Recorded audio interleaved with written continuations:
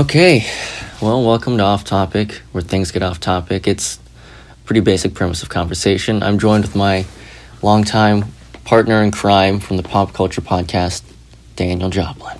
Hello. So, before this, you tantalized me. Yes, I did. Without warning, it wasn't consensual.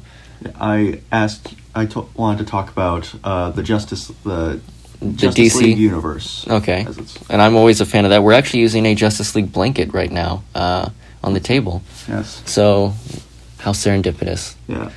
If you want to get up close like you're like about to do adult things to that microphone, feel free to. I'm gonna order you a drink. I'm gonna buy a lottery ticket. I'm gonna take out a loan. When does this become ASMR? I don't know what sounds they make to look, it's like hands together. Like cutting hair with scissors and stuff. Rachel trims my mustache, and I actually find it very relaxing unless you're inhaling when she cuts, in which case every straight hair goes up into your nostril. And it tickles in a bad way. Yeah, that'd be awful if it made you sneeze. Cause then... Oh, the first few times she cut my hair, I was very scared because she has two blades on my lips. Yeah, it's a very spooky time. Speaking of Rachel. DC.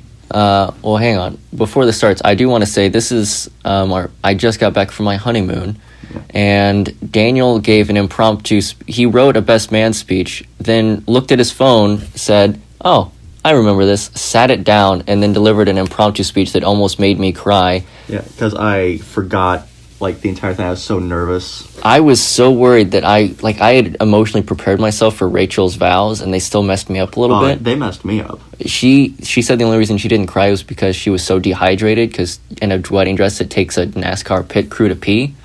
So she didn't drink very much water because she didn't want to have to do that. And so she started to cry, but it just hurt because there was no tears. And I was prepared for hers, and then I let my guard down, and then you sucker punched me with some ridiculousness. I was like, "Well, man, we don't talk about emotions. I'm gonna cry." Why'd you turn into Tracy Morgan? Uh-oh, now everybody getting pregnant. That's a mating call. Special guest Tracy Morgan, everybody. Let's hear it for him. Goodbye, Tracy. Goodbye, Joel. I love your podcast. Uh-oh. This is a podcast brought to you by the KKK. Anyway, speaking of controversial topics, the DC movies. Yes. Which, bit off topic here. Whoa, name drop. Batman v Superman, the whole statue of Superman that's weirdly shaped. I have no idea what that shape is supposed to be, like him having his left arm up in the air. I think it was supposed to be him holding the earth on his shoulders. No, there was no earth. I know, it was... The concept art, however, shows him doing the up and away stance with a waterfall cape. Oh my god, that would have been so much cooler. It would have been amazing. And freaking, they're like... They should just make that an actual statue. I think the reason they had the low thing is because they need a guy with a wheelchair to be spray painting its chest. I think that's... Yeah, that makes sense. Although, I'm going to be honest, you use your legs a lot when you're climbing, so that's still an impressive amount of upper body strength in that wheelchair, man. And still, they could have just had it be a smaller statue. Here's something I found out, not in the DCU, but in a DC movie. In Superman Returns, James Marsden, a.k.a. the guy who's in a lot of bad movies, but is a very attractive and wonderful actor... The character he was playing, who was the deadbeat raising, or he was the loyal boyfriend raising Superman's son when he... Yeah. That was Metallo. What? His character was Metallo. It was either Metallo or Cyborg Superman from one of the versions. I'll look up his character name, and you'll tell me. Superman Returns. Anyway, I was going to say, DCU, because this is coming out after Shazam has come out, after Aquaman. Which Aquaman, I'm going to be honest, is still my favorite movie in the franchise. Maybe Man of Steel. They're battling it out, but one was definitely more of a comic book movie. Yeah, I was saying that, Kevin Spacey. He always scares me. Yeah, when he wanted to make his own island. He called it Neverland, I swear. Yeah, I was talking with our little sister about how Disney villains keep getting movies about how they were secretly good or misunderstood. Captain Hook is the one that I've always wanted to have that, because there's the whole theory that he was a lost boy who then wanted to go home and Peter wouldn't let him, and so now he's raging war on What was that? I was looking at James Marsden's face and hiding from Kevin Spacey's Captain gaze. Hook was a lost boy of Peter Pan who, tried to... He's Have trying you- to free all the other kids. Like, he realized that he had essentially been there for, 100 years or so, and his family had died. If you wanted to bring up any of this, stuff, Rachel is really big into Once Upon a Time, where Captain Hook is, the main boy toy of the main character. I mean... Who's the second most attractive blonde from House? Second, of course, to the Australian man. Yeah. Honestly, that was the only one I could remember in terms of sexy blonde. Oh, he's the only sexy one. Olivia Wilde was in it for a while. Yeah, and then, her character... She was also in the OC. Yeah, I think... And Chris Pratt was. Yeah, it's kind of Also, the voice of Hercules is the main girl's dad in the OC. You know, the dad who is financially in debt. He also showed up in an episode of Friends last night Rachel was watching, and it's young him, so he still sounds like Hercules. And Rachel, the character on Friends, is desperately trying to pounce on his junk. And he's just like, I'm scared of geese. Yeah, I actually watched Hercules the other day with Beck. Without me. You don't live here. But I had to go the distance to New York for my honeymoon. Yeah, you were in another state. I thought you were going to say Rachel. So. DC. Yeah, dear mercy. It's a very optimistic place. The cast of Batman having been, I forget the actor's name. Which, Ben Affleck? Not the other one. The new Robert Pattinson. Robert Pattinson. Yeah. He is... I have high hopes for him just because if there's anyone who's going to stick with the franchise, it's going to be the guy who was in Twilight. Who was the second runner-up for the role? No. Nicholas Hoult, Beast from X-Men First Class. I think that would have been an interesting take. I would have loved to see him get really in shape. Controversial opinion. I actually prefer Pattinson. Oh, I think he'll be great for it. Yeah. There's a picture from the War of Jokes and Riddles where someone replaced the Batman jawline and changed the cheekbones and stuff of the character to have Robert Pattinson's actual jawline from a photo, and they just photoshopped. People couldn't tell the difference. Yeah, I have no doubt that he's going to be able to pull off because I've seen the photoshops and everything. But also, if you don't know, there's the whole behind the scenes to Twilight, and he just riffs on the entire Twilight franchise every time. He was firmly aware, I think, probably post whatever the first... Was it just called Twilight, the first one? After that one, I think he realized, I am a awkward sex symbol, and I'm part of a franchise that I genuinely don't especially like, but it is paying my bills, and it might lead me elsewhere. Yeah, and it has. I think he's playing the character that I think many actors strive towards. I think up until recently, though, because in a weird way, Marvel, I think, when Marvel was like, hey, we want to make a movie, do you want to be in it? Then they're like, yeah, of course, I'd love to be in a successful movie. Now, especially with what happened to Ben Affleck, I think a lot of actors are scared to be Batman. I know it'd be wrong to say this, but I would totally love to see Owlman played by George Clooney.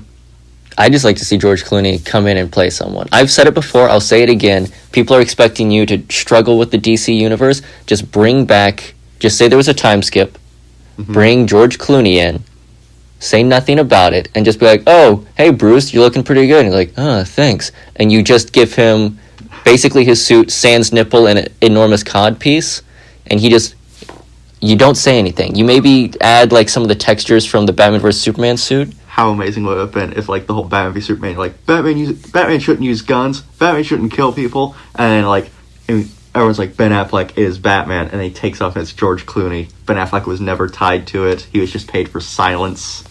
It would have been the best. It would have been the best middle finger. So you're saying, if Batman vs. Superman, everyone is like, oh, Ben Affleck's Batman is crazy in these trailers. Then they go see the movie, and he takes the cowl off, and it was George Clooney in the entire movie. Yeah, and George Clooney, Ben Affleck was told to go to the set and just kind of sit there and eat gummies and just, sit Better yet, he gets out in the opening of the destroyed Metropolis. He starts running out, gets crushed by a steel beam, and a guy tries to help him, and he's like, it's too late, he's dead. Mr. Wayne, you need to move. And it pans up, and it's George Clooney. And for the rest of the movie, he's your Bruce Wayne. The other guy was just some random, really good-looking man. Oh no, Thomas Wayne Jr. Tell me, do you bleed? You will. That's how he would have delivered it. He was such a smarmy jerk, and that's kind of perfect. Yeah, she's trying to kill you, dick. I still, as a kid, remember thinking, did the writers know his name was Dick Grayson, or were just like... They knew, but they seized that opportunity. And you know what? Kudos to them. Which, controversial opinion, once again, I do not like the fact they changed his name to Rich in the Oh, comics. I think they changed it to Rick, not Rich. I don't care. Well, the guy, I think, he was tired of people calling him Dick. It might have gone back. It was part of an Amnesiac storyline. Yeah, which, I'm just going to say, the freaking DC Universe needs to get off their whole amnesia shtick for character changes. Like, they did that with Starfire and making her, like, suddenly really awesome and combative. From being a ditz, she hit her head and then became super lethal. Was it like a Iron Giant scenario where she just remembered, or? It was, or did like, it's like her brain started working different, and so she started acting different. Okay. But, like, I've said, like, that would be an amazing TV or comic line where it's like, ditzy Starfire leaves Teen Titans, like, I need to go free my home planet. They were enslaved. Now I've learned enough how to fight. I'm going to try and go out and make my way into space where there's Thanagarians and lanterns and stuff like that. I forgot to bring it up. One of the things that my brother-in-law, what does that make him, like a step-brother-in-law? Like, how does that relate between you and him now? If he's my brother-in-law, is there another point of connection? It's possible he just becomes my brother-in-law. Well, you didn't marry anyone. That's not fair. I mean, he has another sister, but I think she's seen someone. I don't know.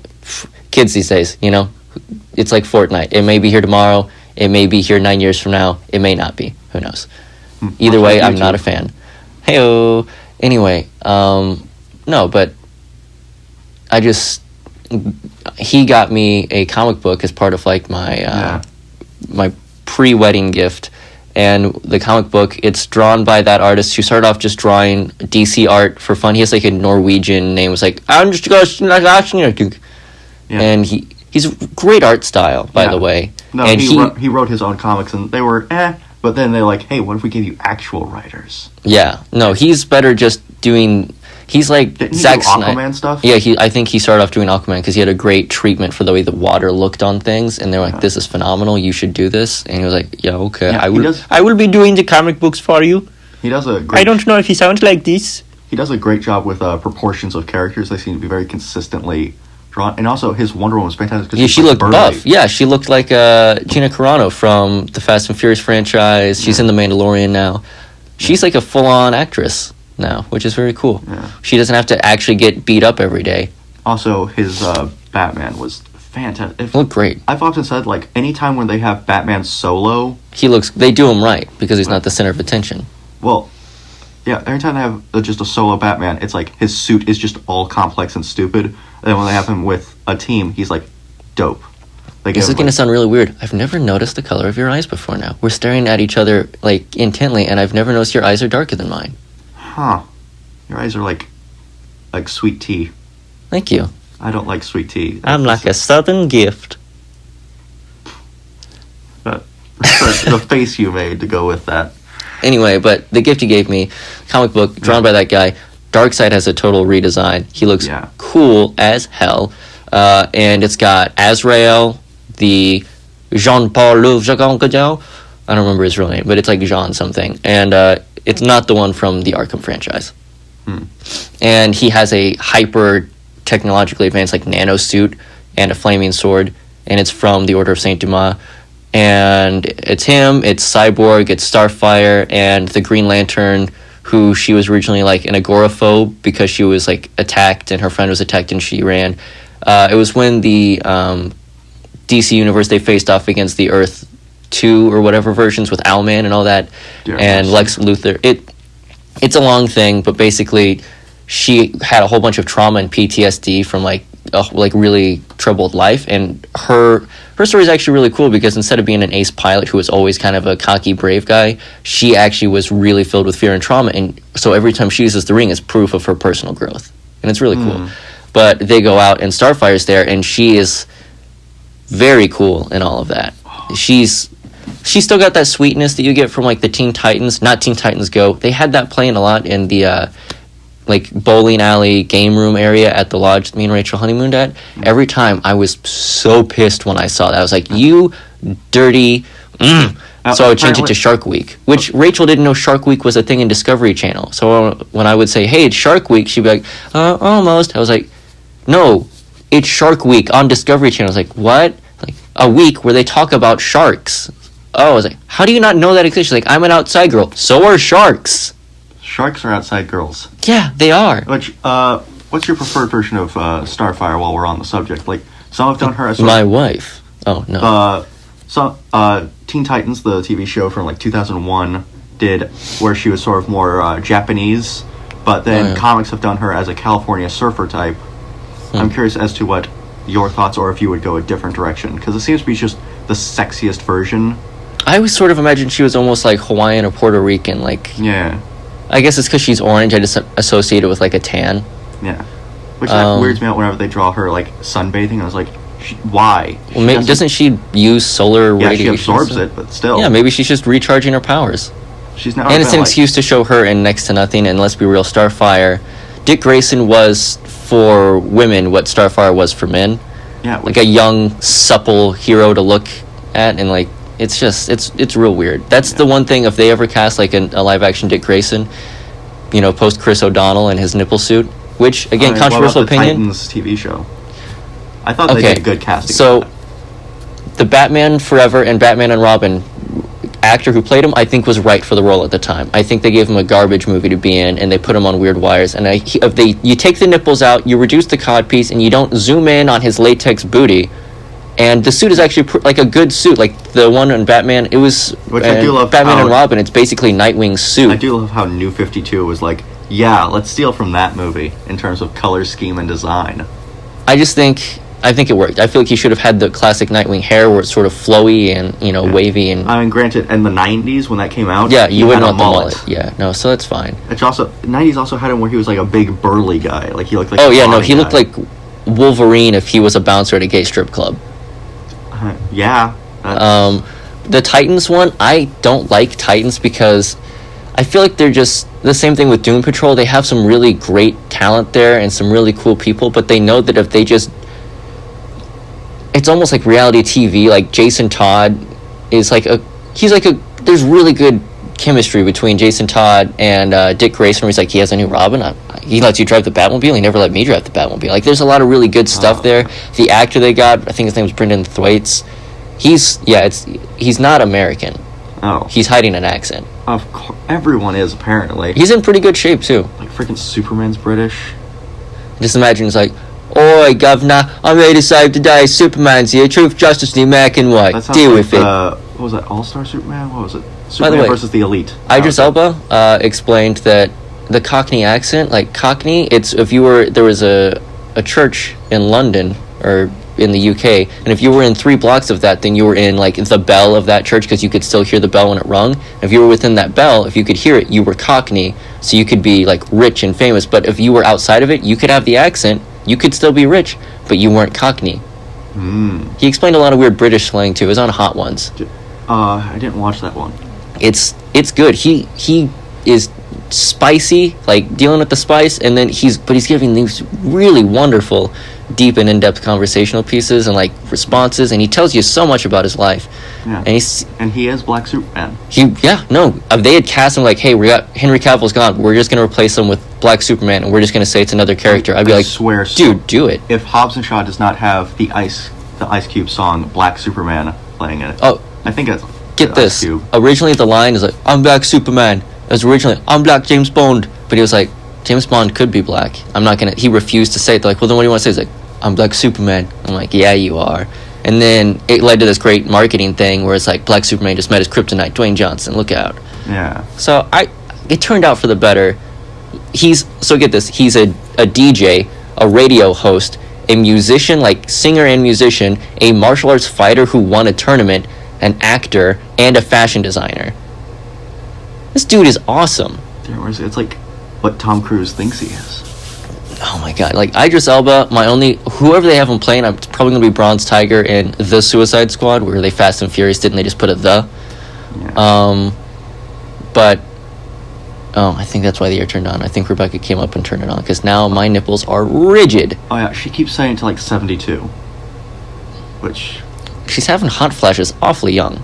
Well, it's not even she's just like, she gets real hot and then... She's hot-natured, y'all. She makes it freezing cold and then gets under blankets. Because she wears hoodies and gets under blankets and stuff. Like, take off. No, I like it. I guarantee you, when winter hits, she's going to be wearing, like, shorts and t-shirts and be like, well, I just want to wear this right now. And she'll really want to swim. Yeah, she's like, it's because when she's outside, she has to wear a whole bunch of like t-shirts and shorts. So when she's inside, she wants to wear the other stuff. She's doing a full fashion lineup. I despise it. Anyway, I just wish that Idris Elba was playing, or Idris Elba, I've heard people say it both ways. I just wish he was playing Jon Stewart, because he needs to be the focused leading man. Which, I had a pitch for a Green Lantern movie. Essentially, steal Thor 1, where he loses the right to wield the ring for a span of time. He has been Green Lantern for a while, he comes back down, he's feels himself losing the ring. Like, it's trying to fly off his finger and stuff, and he's like holding on to it. And he's panicking. He's not sure what to do. And as he's sort of talking this out, maybe like you could have it be a Justice League member. Like I'm thinking, like have Batman or Aquaman or something. And he's like, okay, well, what happened? And it's him telling the story of how he lost the right to wield the ring, and and that's like the first like half of the movie is him explaining it, and they build up like, oh yeah, something's coming this way, hunt me down. And then the last is, like, it's there, and he has to try and figure Wouldn't out it be funnier, though, if it was just this guy flying, and then he's falling through clouds slow motion, the camera's looking down on him, he's just, like, that dramatic, like, almost like more, like, pause, like, you're probably wondering how I got here. Well... Yeah, I watch a lot. My dad was a pilot. I watch a lot now I'm Hal Jordan, keeper of the sector 358459. I'm the first human to be put in... I don't know why this is the voice of Hal Jordan in my version, but look out. Starfire apparently hates the Green Lanterns because they let her planet get taken over. That makes sense. It's because her planet's in Sinestro's jurisdiction. Yikes. And so his jurisdiction is crap. And so he's like the Detroit of space. And the Lanterns didn't do anything about it afterwards. Oh, God. And so, like, well, they have it now. So when she amasses power throughout the time, eventually she has the power to destroy the Green Lanterns, and they consider her a genuine threat. That's pretty cool, It's not because she's a bad person or because they're bad. It's because they royally screwed her over, and they're not sure whether she's going to hold that back. Yeah. And that's why I said it'd be an amazing TV show of Starfire from, I'm a ditz, like, just entering space. And then she essentially becomes Darth Vader with, like, cyborg enhancements and, like, various other people from space, like Star Wars Cantina style. I would watch the crap out of that. Have Thanagarians and stuff joining... Maybe that evil Martian who was in Justice League Doom. Maybe have him join. I forgot his name. It's one of those like Jean Jones. Like it's another like or like double letter. Yeah. Like weird thing where it's almost like my name's Jonathan Jones, but no, you're John Jones. And also, I would have Jon Stewart back when he was a Violet Lantern. Like after he's given. Oh, violet, like the color, not a violet. Like you I'm gonna Green Lantern you.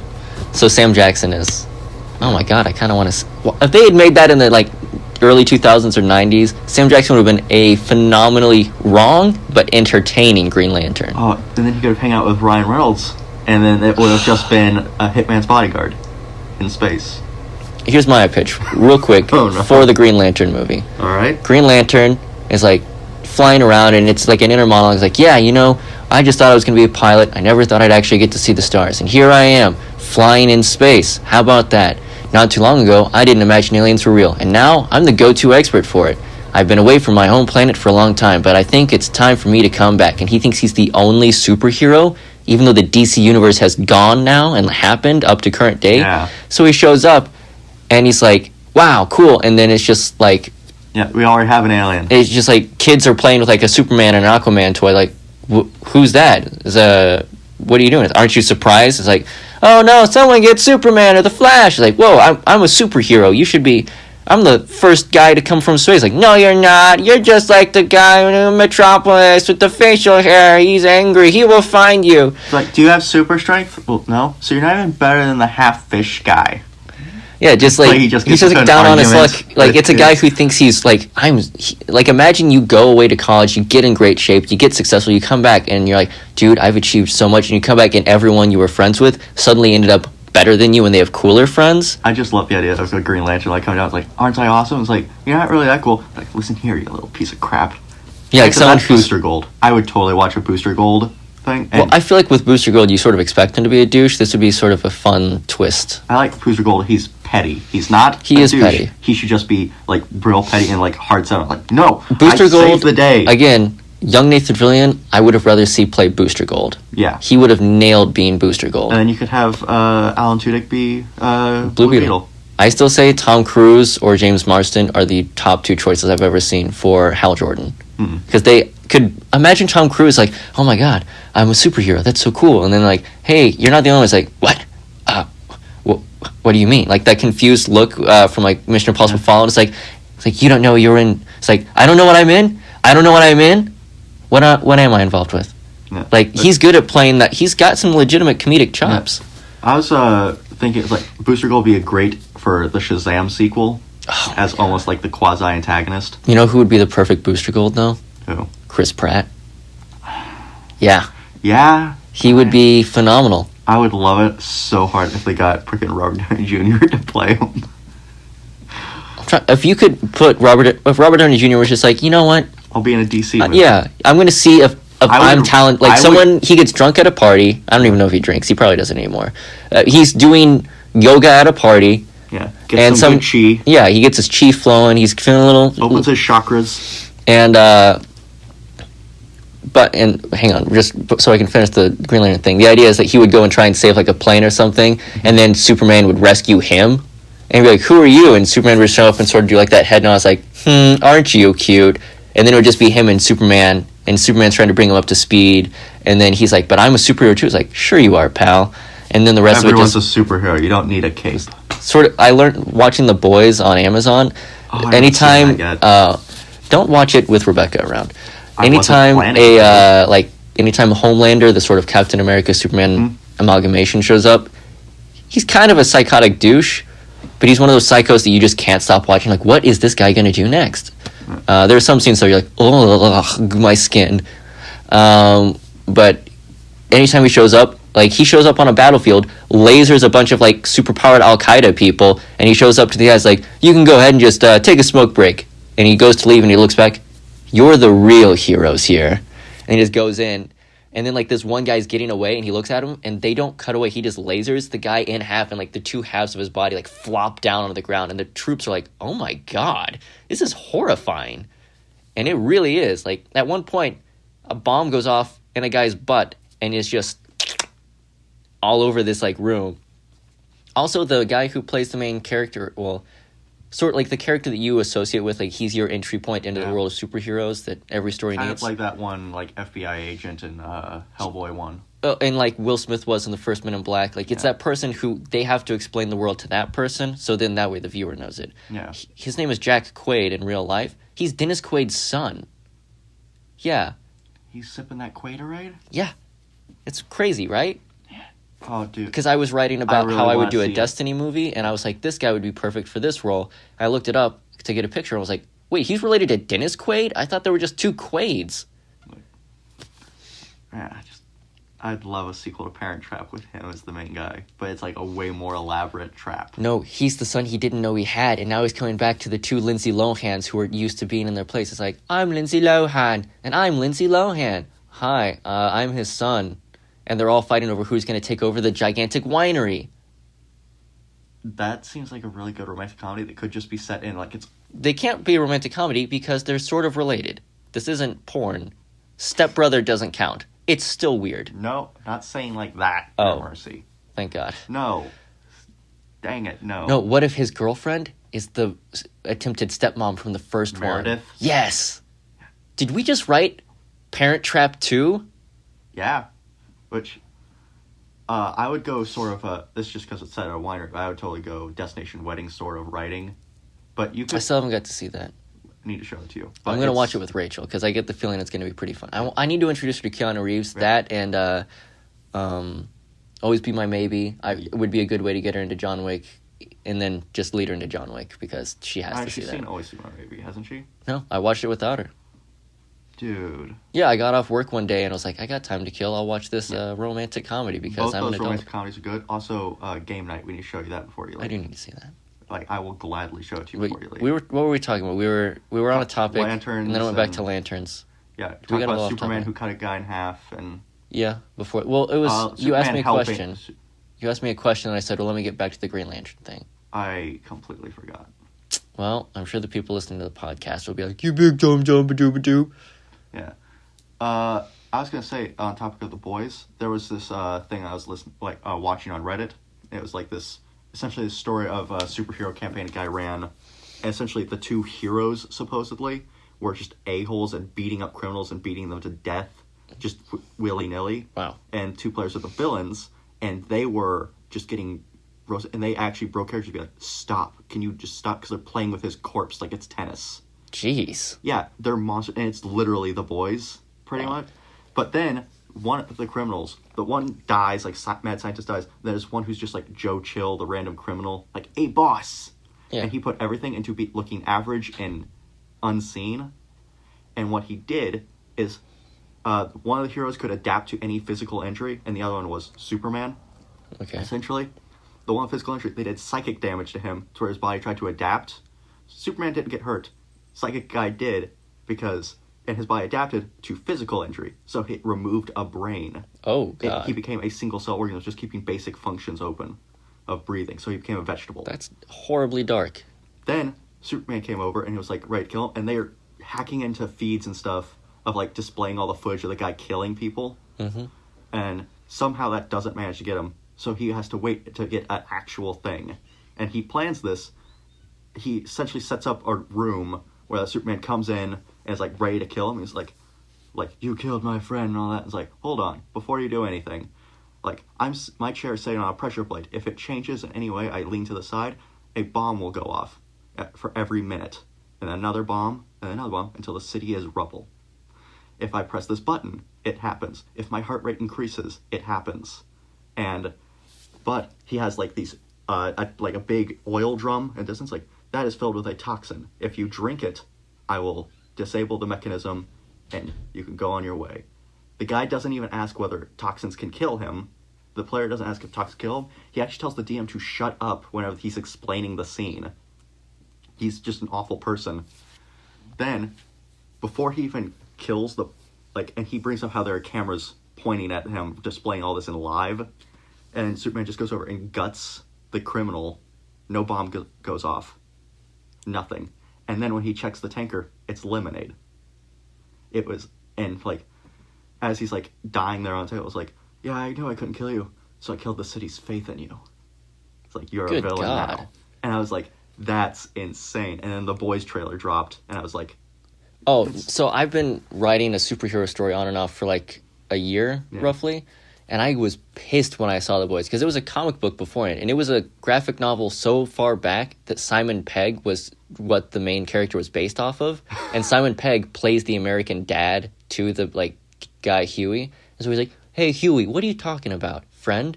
Oh, well, you just got to calm down there, Huey. And he talks like an American guy. You're like, that's so bizarre. Simon Pegg's in that Ready Player One, and he has an American accent that is amazing. But I saw The Boys, and I was pissed because I was like, this is a lot of the stuff I had written down. Like, the idea, because the whole... Villains the thing that happens first off is that, like, the guy's talking with his girlfriend, and then the Flash equivalent runs straight through her and liquefies her.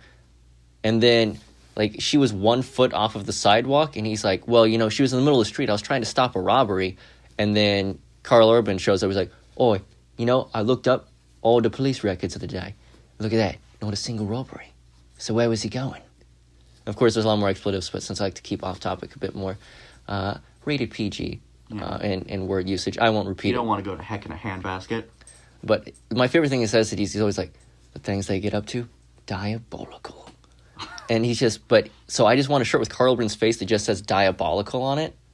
And then I'll know, everyone else will know, but if they haven't seen it, they won't know. They're just like, that's a weird shirt that says diabolical. The show is very creepy, because the idea is like, the Superman equivalent grew up in a lab, so he never had love. So he's very disconnected from humanity. Like, they start off and he punches a guy who was a legit criminal up into the air, and then he asks these kids, like, can I get a selfie with you? He's like, sure thing, kiddo. The guy falls back down and crushes a car. Like, the body hits the ground finally. Dear mercy. And yeah. So it's Hancock, but it's really it's if the Hollywood actors that we know instead had superpowers, and that's why they were famous. Like, there are people who started off good. That's people such a good premise. The first episode alone, something really, like, it doesn't show it, but it's implied horrible happens to a character, and I'm like, is this the rate we're going at? This is dark, and this is the pilot episode. How would you compare it to the show Happy on Sci-Fi? It's less like wacky whimsical, but it is the same level of darkness. It's got a great tone. It's what the good. DCU, it's what Titans and everything wishes it could be. Because Titans and Doom Patrol have really good chemistry between characters, cool ideas. It's like, oh, what if Batman did go off the rails and was killing everyone? What if, is that just a hallucination? Is it real? How does Dick Grayson handle the transition to becoming...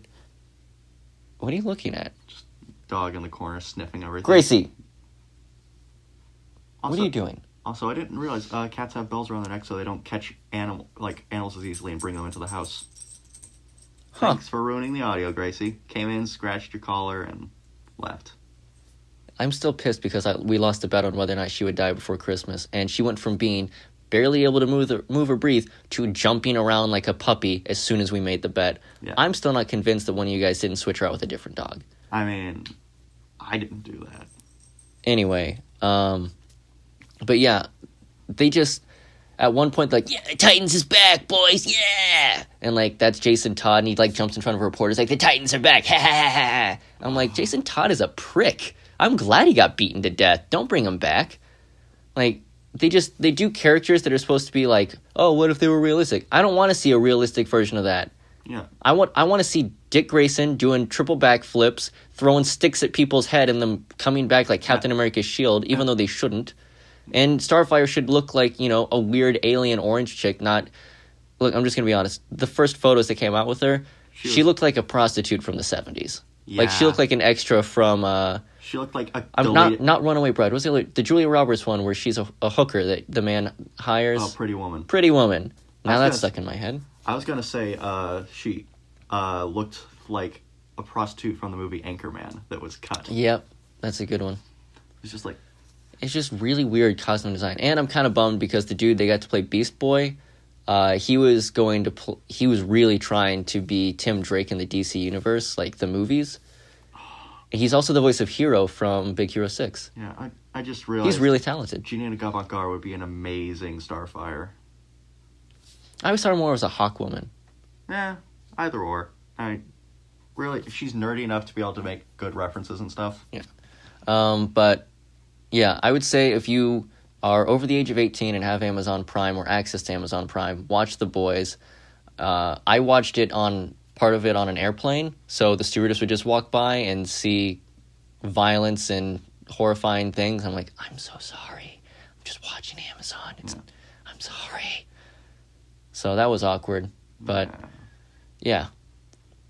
All right, nothing gets you ready for a honeymoon like watching a man get cut in half by lasers. I mean, they do a really good, like, because the whole thing is like, God made these people the way they are, and so, like, Homelander goes to, like, a big Jesus convention and everything, and, like, the girl superhero who you actually care about shows up, and she's like, yeah, I went here when they have, like, beauty pageants, but they're superhero pageants, and so she was, like, a dance mom kid, and so she had a really rough life, and there's a lot of good twists and layers to it that I don't want to give away on why it's really unfair of what happened to her as a child.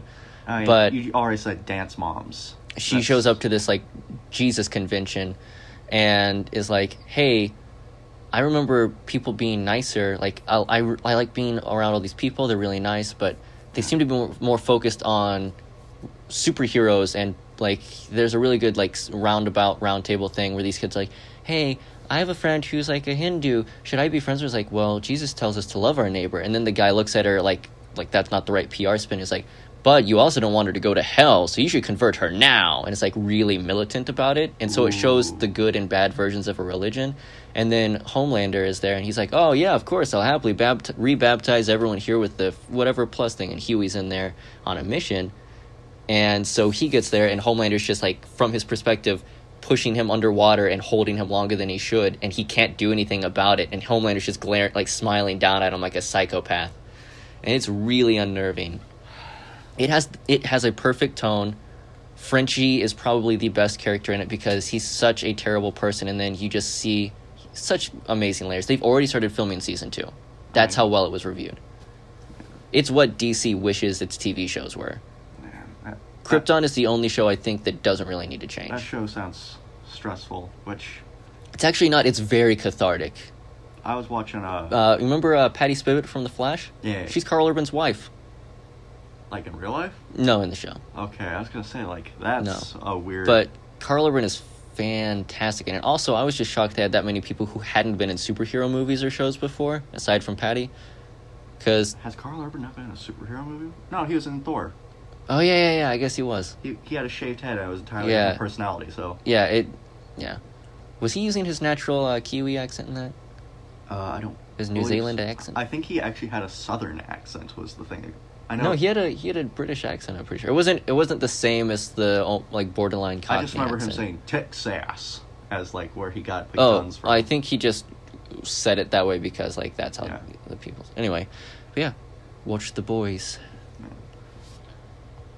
Wait, why is the DC universe in a good position? Just because it's optimistic and it can go there now? One, they could pretty much do.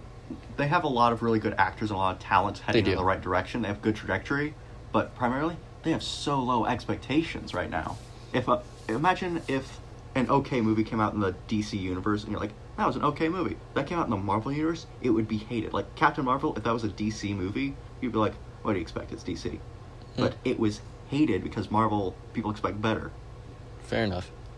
That's why they're in a great position, because they could make something with such low quality that is unacceptable in Marvel, but it'd be already a step in the right direction. And because they have that low expectation, they can try whatever they want. My final thing, I think the DC Justice League needs to be wildly different from what we've seen in the comics. The roster, Aquaman, Wonder Woman, and Shazam are probably the best received characters so far. Yeah, Superman is off being The Witcher now. Ben Affleck is off worrying about his life. I'm just glad he's healthy and happy again. That's what's important. So I think they just need to focus, like, let's do a whole bunch of movies with a bunch of different characters. Let's take risks and give them their own things. And then the Justice League will just be the best received characters of that universe. And we'll just explain away why those people weren't there. Like, Bruce's injuries got too bad, so he had to retire. Superman's off on another planet saving something. Pattinson, I would totally have it where Ben Affleck just returns for a scene where he just gets brutally beaten and they have to reconstruct his face. I actually wrote something on the off-topic website, offtopic.video.blog, where I explained how they could do a tie-in between Pattinson and Batfleck. It's a 2-part article explaining a 4-part like movie thing. So. I was gonna say they could do Death Superman to have Superman change, but they already did that. Yeah. I can't imagine anyone else the only person I could ever imagine wearing that suit within the next decade would be Chris Evans, because his Captain America acted the way that comic book Superman does. Okay, if you got a younger, like a kind of younger-ish looking Superman, I think you could do it in a way that Superman gets infected with something like from the Apocalypse world. Yeah. He gets infected with that, and he starts becoming Cyborg Superman. And he starts corrupting him. It's like, we need a Superman to beat a Superman. So they've introduced Superboy? They bring in a past version of Superman. Like, they go back in time, Flash style, they grab a past version of Superman. I would just, if you really want to do it, just say, Superman's been missing, we don't know if he's ever coming back, and make it where Lex Luthor shows up. You can even have it where... Or he grew his own Superboy? Yeah, and that dude just legitimately replaces him. It's like, yeah, my dad may have been, like, a psychopath. Also, it looks like they're going to be doing Lex Luthor, but because, like, that end credit scene... That was also Zack Snyder shot that, and they're basically like, "Hey, if Zack Snyder did it, we're gonna avoid it." The performance direction was. Oh yeah, no, he was way more on point. He was calm, collected. He was in control of the entire scene, and his voice wasn't quivering the entire time. Yeah, I mean, if they do that, I'm good. Oh yeah, no, if he wears he looked great in the suit too. Yeah. And Deathstroke, Joe Manganiello, again, another blog post about how he literally could be a John Wick style franchise for them that could be rated R even. That's something that Marvel can't do right now, and low budget John Wick style action flicks, they don't cost that much, but they can. So whenever like Shazam wasn't as expensive, and when it did well, it did really well because it didn't cost that much. It was a ton coming back of Deathstroke. Was that Joe Manganiello has a huge cult following with like the D&D community with Death Saves and all that. He's like a big dude. Women have loved him since True Blood, where his name was a ridiculous French name. It's like Hervero Sivarax or something. It sounds like a disease you'd get from like unprotected sex on a mountain or something. I'm just gonna say it. If they ever introduce Trigon and stuff to the universe, you know what? If they do Darkseid, and I know they probably have someone cast for that, Ron Perlman would be amazing though. Oh my god, he would be. I was just thinking that because in Teen Titans show, Ron Perlman was Slade. He was. Yeah, and I was rewatching it, I was like, that's freaking Hellboy. It's Heckfella. No. Heckfella's what's his name? Harper? David Harper, I think. Harbor. Harbor. He has a disgusting mustache. Yeah, and he's also very political. But that did give us the Winona face. Yeah, the Winona. I saw the gifs before I saw the context. I was like, oh, she's making weird faces. I caught that, and because it was from a tweet that was someone was like, "This guy's saying what we're all feeling," type tweet. And I was watching it, and I was like, what's going on with Winona's face? And then finally everyone kept zooming in on that, and I was like, thank you, Internet. She's the best. She would be an interesting person. I just remember the first, like, the oldest movie I've ever seen her in was the Dracula one, where Gary Oldman is a horrifying monster, and she walks in on a creature. Oh, hi, Rebecca. Mom and Dad should have started using birth control after you guys. I'm just kidding. We love you. Come say hi. It's a podcast, Becca. We're not changing the subject. Oh, she's off to go have a... Grab the mic. We're chasing after her. No, it's fine. We'll just let the NSA mic her room. We'll just have to do a radio recording of what we think is happening in there. I'm Rebecca. I have to change my clothes again. Uh-oh, the pretty boys won't notice me. Ooh, I sure do like Nick Jonas. Here's something. She has a Jonas Brother poster. Oh, God. Why are you feeding that? She got it herself. It was in a magazine. I put a picture of Post Malone's face over Kevin, so it's just like the two brothers, and then Post Malone's face sticking out. I would listen to that collab. Yeah, that'd be amazing. Especially since like the Jonas Brothers drop the F-bomb now. Like, whoa, what? Yeah, watch their hot ones. They're dropping F. No also, purity. They wore purity rings on the Jonas Brothers, and now they're using the devil's language. Yeah, and now they're like, for one thing, there was a rumor going around that Joe Jonas was the one who left the coffee cup in Game of Thrones, which I approve, since he's now married to Sophie Turner. They would have said like the two brothers were like, dude, I would love you so much if that was the truth. I would just take credit for it. I would never directly say I did it, but like, oh yeah, also, I lost my coffee cup. There was a truck in one of the scenes. Yeah. Like, in the background. I'm Rebecca. I keep walking in to think that maybe they're done, but I don't want to say anything. Also, I took a photo without asking because I'm the worst. Lord of the Rings, Rebecca. Gandalf is like swinging a sword, and you can see he has a watch. Oh yeah, he's got to tell what time it is. He doesn't want to miss his flight. Oh yeah, a wizard's never late or early. But yeah, he has a watch. Like that. I love stuff like that, where it's like clearly meant for an era, like the cowboy hat and sunglasses in Pirates of the Caribbean on the boat. Yeah. Anyway, let's wrap this up. We'll do another one soon. All right. Any final words you want to leave with the two people that will listen to this? Let's see. Any suggestions, books, movies, TV shows? The Thanos book was freaking fantastic. And I'm currently reading Aurora Rising, and the drop in quality is noticeable. It's not a bad book. It's just a very noticeable drop of... They switch perspective a lot. Any TV shows or movies you want to shout out? I'm going back and watching a show. It was like an old 90s anime. That was... Yeah, it's mech fighting. It was like Neon Genesis. Evangelion. Yeah. Now that you put me on the spot, I can't say it. I've said exactly. it right before. But there was a scene that I had to pause the video, rewind it, and show it to Sam because I needed someone to share in this feeling. Like, a character's told, hey, you're going to be a mech fighter. He did not want to be a mech fighter. Then, the suit that he's in, the big mech, one thing, the mechs are organic and kind of evil. They're grown from the monsters. Ew. Yeah, and they're put into the spinal column. Weird. But it goes feral, which is a tendency to happen, in which the mechanism opens up like a jaw and it just rips into things. It stops holding a gun and starts just ripping things apart.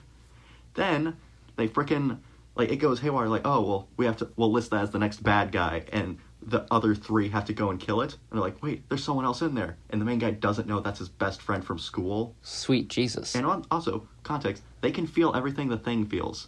Oh, the two mech containers, it's just him and his best friend. He doesn't know, but he's like, no, that's another kid in there. I can't do it. And like the feral mech is like choking him, and he's losing oxygen. It's like screw it, switch to the AI, and he like switches to that, and it like breaks the arms, strings it, snaps its neck, and then starts ripping off its chest and lungs, like ripping out organs.